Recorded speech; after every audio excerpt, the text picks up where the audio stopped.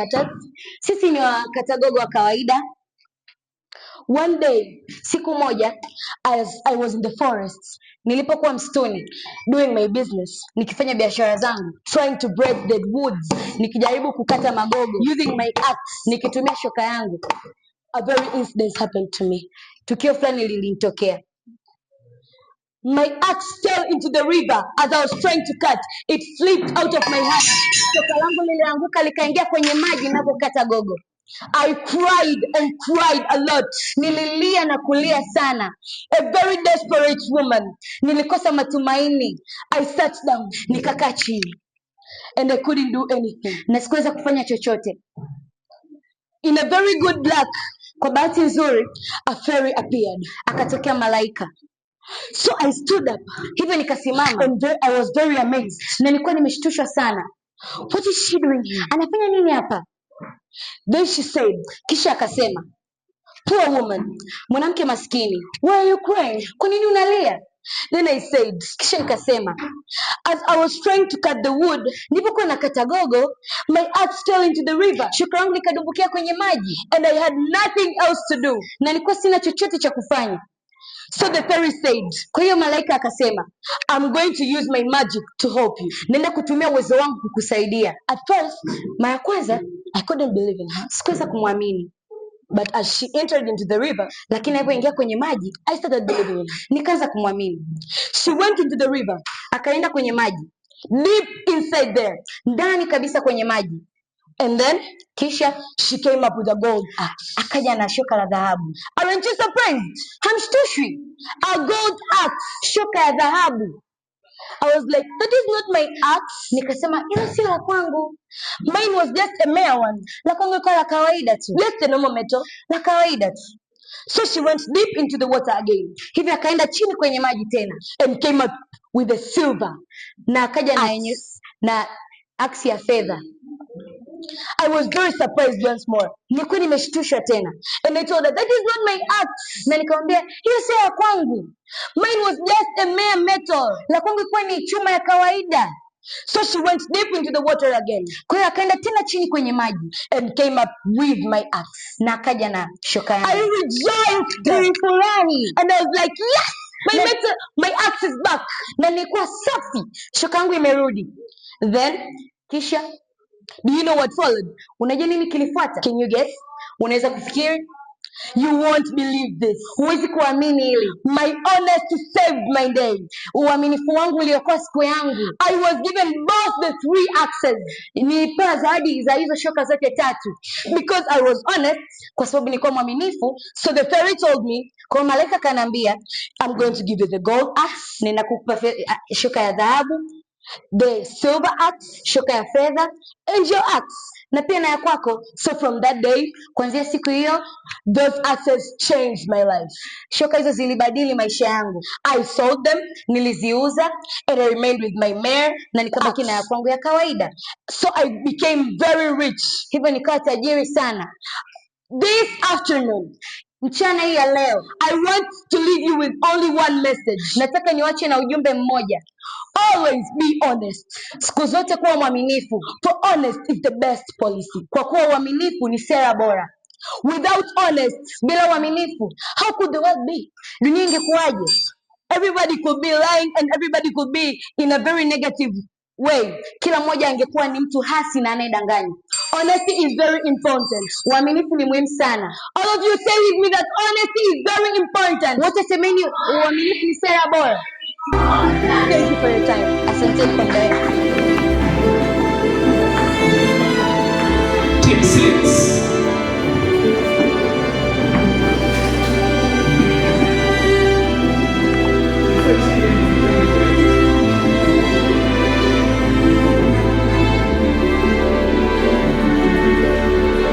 How many like games? Wangapi wanapenda michezo? Show me your hands. Kwa kuonyesha mikono. How many have ever played the death game? Wangapi wamesha kucheza mchezo wa kifo? How many? Wangapi? Not so many. Sio wengi. So I once played the death game. Kwa nilicheza mchezo wa kifo. And this is what brought me so far. Na hiki ndicho kilichonitokea. You know the term they say honesty is the best policy. Unajua wanaposema uaminifu ni sera bora. It sounds like something your grandma can tell you. Inasikika kama kitu ambacho bibi yako angekwambia, right? si ndio? Okay. Sawa. But that is something that really saved our life. Lakini hicho ni kitu ambacho kilituokoa. Let me give you my story. Acha niwape story yangu. I'm born to a family of criminals. Nimezaliwa kwenye familia ya waizi. People who steal for a living. Watu ambao wanaiba kwa maisha yao. And they're good at that. Na wako vizuri kwa hiyo. So, kwa hiyo, I was taught to grow up being a thief. Kwa nililelewa kwa kuwa mwizi. Anything I know. Kila kitu najua. But they reached one day. Ile ilifika siku moja. A day that changed my life completely. Siku ambayo ilibadilisha maisha yangu kabisa. My parents, wazazi wangu, were arrested by the police. Walikamatwa na afande. And so I was called. Kwa hiyo nikaitwa. They told me, these are your parents, right? Wakaniambia, hao ni wazazi wako, si ndio? But my parents once taught me, lakini wazazi wangu kuniambia, that whenever we are caught, ukikamatwa, lie, danganya. Pretend you don't know us. Igize kama utufahamu, for you to be safe. Ili wewe salama. But looking at them that day, lakini kwa kuangalia ile siku, they were hit, walichapwa, they were beaten, walipigwa, and I could say, na ningesema, they could see the Israel coming and taking their souls to heaven. Wangeona Israeli nakuja na kukamata mioyo yao. So they told me, do you know these people? Kwa kaniambia, unawajua watu? I said yes. Nikasema ndio. They said, who are they to you? Wakasema, ni nani kwako? My parents. Wazazi wangu. Do you know anything about them? Unajua kitu chochote kuhusu wao? I was silent. Nikakaa kimya. And they were looking at me like, don't say anything. Na wakawa wananiangalia kusema usiseme chochote. But I said no. Lakini nikasema hapana. I remember those words my grandma can tell me. Nakumbuka yale maneno bibi yangu angeweza kuniambia. So I said I know them. Kwa nikasema nawafahamu. And they are thieves. Na ni waizi. They said and asked me a lot of questions. Wakasema na kuniuliza maswali mengi. And I was able to answer them. Na nikaweza kujibu. Lakini I thought my parents would be proud of me. Nikajua wazazi wangu watakuwa na furaha. But oh no. But hapana.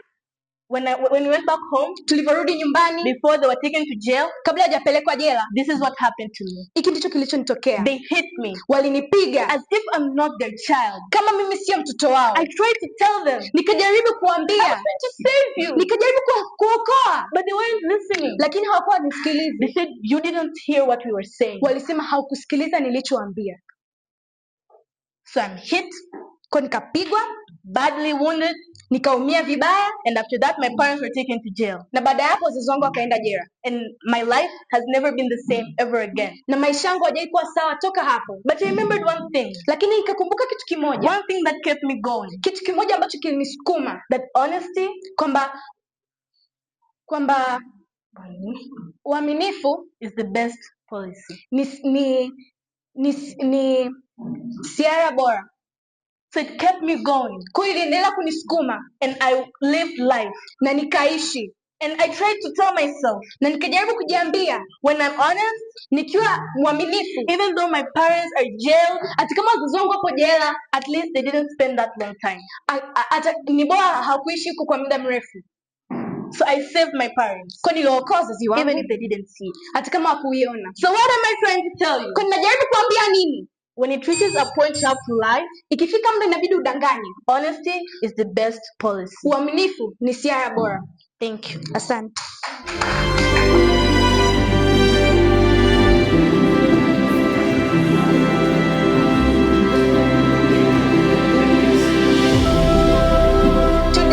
Leo I'm going to be a preacher. Naweza kuwa mchungaji. And you have to listen carefully. Na inabidi usikilize kwa makini. Our title, somo letu, is that honesty, uaminifu, is the best, ni sera, is the best policy. Bora. Do you know the meaning of honesty? Unajua maana uaminifu? Who knows? Nani anajua? I knew you didn't know. Nijua mjui. I know it. Najua. Let me tell you the meaning. Ngoja nikwambie maana. Honesty, uaminifu, is an act, ni kitendo of speaking the truth, cha kusema ukweli. And what is policy? Na nini maana ya sera? Who knows? Nani anajua? Policy, sera, is a way, ni namna that a person, jinsi mtu can think is the best for that particular situation. Ni bora katika hali hiyo. Let me tell you something. Ngoja nikwambie kitu. A short story Kisa kidogo. When I was young, nilipokuwa mtoto, I was very stubborn. Nilikuwa mtundu sana. And na pia I was from school. Nilikuwa kutoka shule. I went playing. Nilienda kucheza. Then suddenly, ghafla, I broke my mom's plate. Nilivunja sahani ya This mama. was my mom's best plate. Ilikuwa sahani pendwa ya She mama. liked it a lot. Aliipenda sana. Then I started fearing. Nikaanza kuogopa. What will my mom do to me? Mama atanifanya nini? Will she beat me? Atanipiga? Will she say me badly? Atanisema vibaya? I'm fearing a lot. Na niliogopa sana. Then my sister came saying, na dadangu alikuja akisema, I know what you did. Najua ulichokifanya. And what I'm going to do to you nataka kufanya is that ni hiki. You should respect everything I'm telling you. Inabidi utii kila ninachokuambia. So I was very worried. Na niliogopa sana. I decided to respect. Nikaamua kitu alichokisema. So, kwa hiyo whenever my mom tells my sister to do any work, mama alipomwambia dadangu afanye kazi yoyote, my sister said, dadangu alisema, my sister here said that she will help me. Mdogo wangu hapa alisema atanisaidia. Really? Ukweli? But I remember that she told me I have to do everything she tells me. Na nilikumbuka kwamba dadangu alisema nitamsaidia kila kitu alichokisema. So I had to do it. Kwa hiyo ilibidi nikifanye.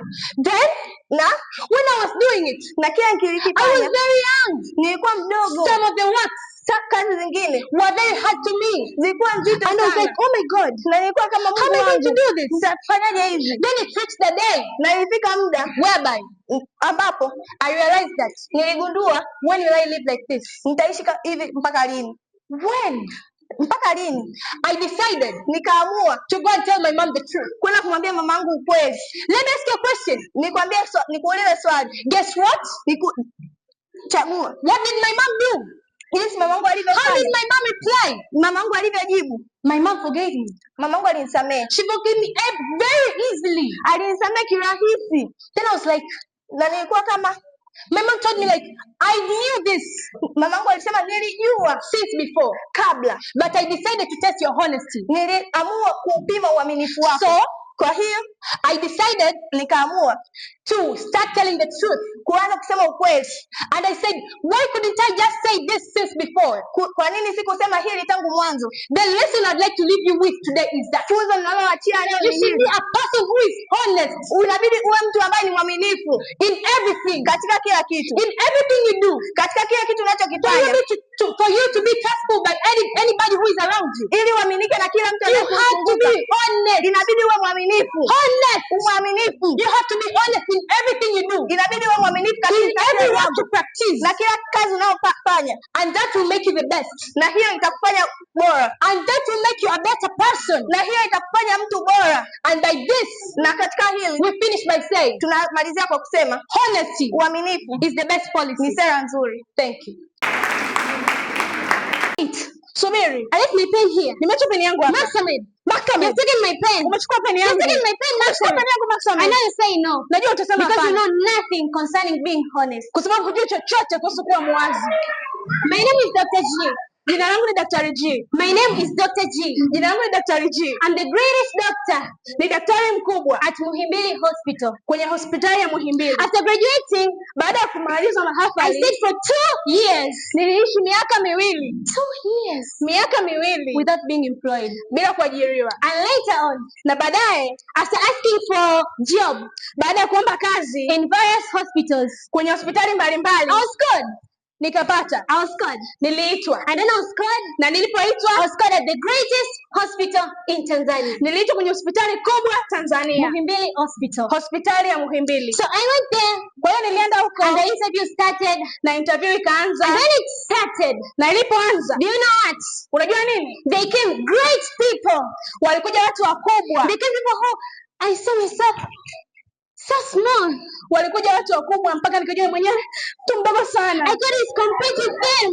Sikuweza kushindana nao. So I went there. Kwa hiyo nikaenda huko. And the interview started. Na interview ikaanza. People were asked questions. Watu waliulizwa maswali. And people answered. Na watu wakajibu. Do you know answering? Unajua kujibu? People answered. Watu walijibu. So it reached my time. Kwa hiyo ikafika zamu yangu. I went there. Nikaingia mule. After entering, baada ya kuingia, they asked me. Wakaniuliza. You, wewe, have you ever been ill? Umeshawahi kuwa mgonjwa? I said, yeah. Nikasema ndio. Because I'm a human. Kwa sababu mimi ni binadamu. How can I be ill? Nawezaje kutokuwa mgonjwa? People are surprised. Watu walishtushwa. You want to be a doctor and saying you've ever been ill. Unataka kuwa daktari afu unasema hujawahi kuumwa. You are crazy. Wewe ni chizi. You are really crazy. Wewe ni chizi kwa kweli. You have to say no, I've never. Unapaswa kusema hapana, sijawahi. To show that you are strong and you can care for your health. Kujionyesha kwamba wewe ni imara na unaweza kuchunga afya yako. So after time passed, kwa hiyo baada ya muda kupita, they told me, okay, go. Wakaniambia haya, nenda. I went. Nikaondoka knowing that I failed. Nikijua kwamba nimefeli. Time reached.